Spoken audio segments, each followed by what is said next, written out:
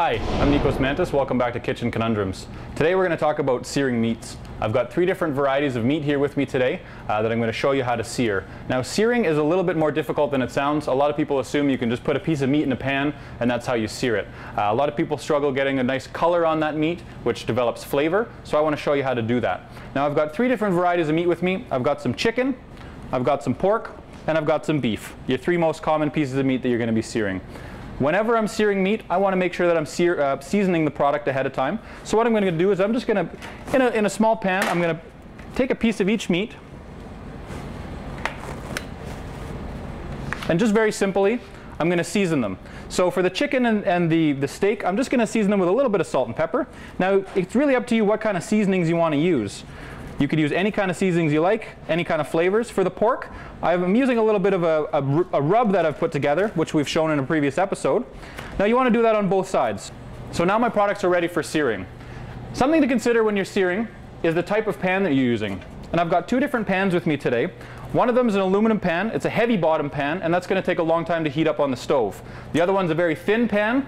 It's an iron pan, and that's going to heat up really quickly on the stove. That's something to consider. This I can put on the heat, and within probably about 10 seconds, I'm ready to sear. With this one, I got to leave it on for probably about 30 seconds, so that pan's really hot. The pan has to reach 300 degrees before you're going to start being able to sear. So let's bring it over to the stove. With my 2 thin bottom pans, those are going to be ready pretty quick. I'm just going to put a little bit of oil in the bottom of these pans.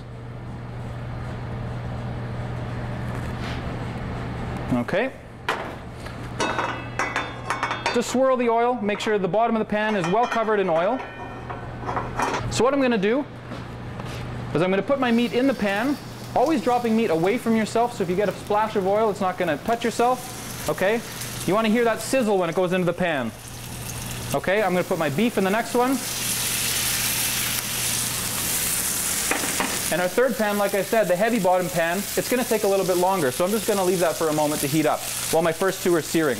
Now if you take a look at this, you'll see that there's no moisture coming out of the meat. If there's moisture coming out and you see that bubbling around the sides, you're not creating a good sear. What you're doing is you're starting to actually boil the meat, and the juices are coming out and boiling rather than searing, and you're not going to get that nice caramelization of the proteins in the pan.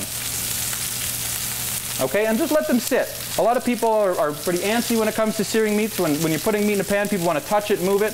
Just leave it be. Okay, our next pan's probably ready. I'm going to put my pork chop in there. That's ready to go. If you're cooking with gas heat when searing, you have to be very careful.